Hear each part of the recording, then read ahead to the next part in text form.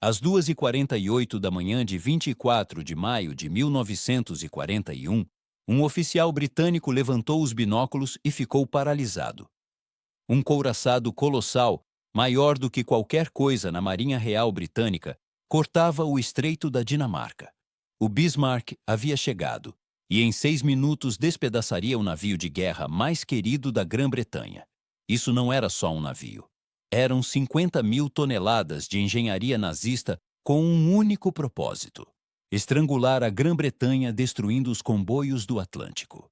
Se conseguisse, a Grã-Bretanha passaria fome. A guerra poderia acabar. Primeiro, os aliados precisavam encontrá-lo em 3 milhões de milhas quadradas de oceano. A história do Bismarck começou com a obsessão de Adolf Hitler de construir o couraçado definitivo.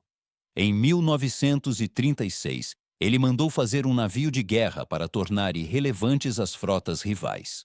O resultado foi um monstro com mais de 800 pés de comprimento. Algo como 2,5 campos de futebol. 13 polegadas de blindagem envolviam seus lados. 8 canhões de 15 polegadas podiam atravessar qualquer navio à tona a cerca de 22 milhas de distância. Quando foi lançado em 1939, a máquina de propaganda o saudou como o orgulho da Alemanha. Tinha de tudo: uma padaria, um consultório odontológico, ar-condicionado, até um cinema.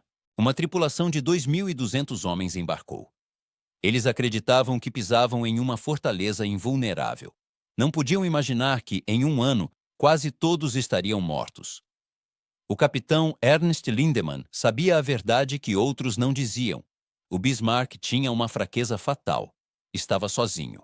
A Alemanha tinha apenas um punhado de grandes navios de superfície. A Grã-Bretanha tinha dezenas.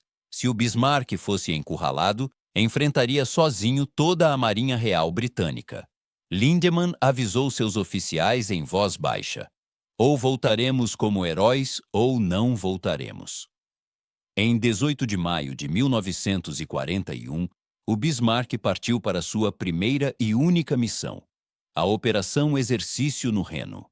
Romper para o Atlântico, destruir comboios mercantes. O cruzador pesado Prinz Eugen foi junto, mas todo mundo sabia qual navio faria o serviço mortal. Agentes britânicos na Noruega os avistaram quase na mesma hora. A mensagem ao primeiro-ministro Winston Churchill foi direta. O Bismarck saiu. Churchill ficou pálido. Se ele alcançasse as rotas dos comboios, podia afundar 50 navios mercantes antes que alguém reagisse. A Grã-Bretanha já vivia de racionamento. Isso podia acabar com eles. A Marinha Real colocou em ação tudo que ainda podia navegar. O porta-aviões Victorious, os couraçados King George V e Prince of Wales, o cruzador de batalha Hood, dezenas de cruzadores e contratorpedeiros. A maior caçada no mar da história estava em curso. O Hood era o favorito dos britânicos, o Mighty Hood da lenda dos jornais. Por 20 anos, foi o maior navio de guerra do mundo. Quando zarpou para interceptar, o público respirou aliviado. Com certeza o Hood ia deter a ameaça.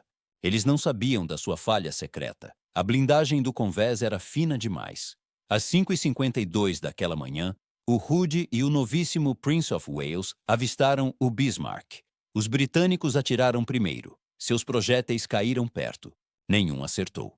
Então o Bismarck respondeu. A artilharia alemã era precisa. A terceira salva acertou. Um projétil de 15 polegadas atravessou o convés fino do Hood e detonou no paiol de munição. O que veio depois chocou a todos. O Hood não apenas afundou, ele explodiu. Uma torre de fogo se ergueu a 1000 pés. O navio partiu ao meio. Em menos de 3 minutos, o poderoso Hood se foi. Dos 1.418 a bordo, só 3 homens sobreviveram. O Prince of Wales, danificado, recuou. O Bismarck venceu seu primeiro combate em 6 minutos. Não houve comemoração na ponte. Lindemann permaneceu sério. Agora viria toda a Royal Navy.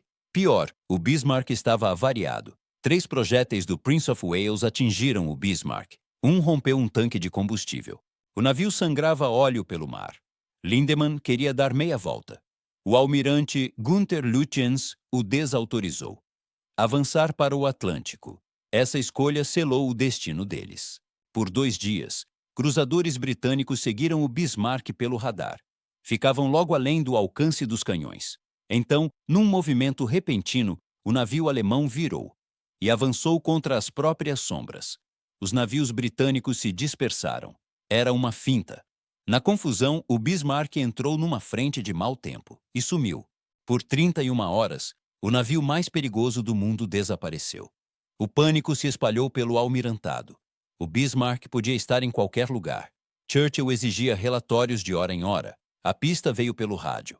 Os localizadores de rádio britânicos podiam seguir transmissões longas. Lütjens não sabia. Quando enviou uma mensagem de 30 minutos para Berlim, foi como acender um farol. Os britânicos traçaram a rota. França. Provavelmente Brest. Mas a maioria dos navios britânicos estava quase sem combustível. Um porta-aviões estava na posição, Ark Royal. Seus aviões eram lentos, biplanos obsoletos chamados Swordfish. Em 26 de maio, 15 Swordfish decolaram sob mau tempo. Eram revestidos de tecido. Avançavam pesados a cerca de 90 milhas por hora. Pareciam relíquias. Os canhões antiaéreos do Bismarck, ajustados para aviões modernos e rápidos, tinham dificuldade para atingi-los. 14 torpedos falharam. Um não. Atingiu em cheio a popa e travou o leme todo a bombordo. O Bismarck só conseguia girar em círculos. Um urso ferido, mortal, mas encurralado. Lindemann disse aos seus homens: "Vamos lutar até o último projétil, mas não podemos vencer. Salvem-se quando chegar a hora." Durante a noite, contratorpedeiros britânicos atacaram com torpedos. Foram desgastando a tripulação. Ao amanhecer de 27 de maio, o King George V e o Rodney chegaram.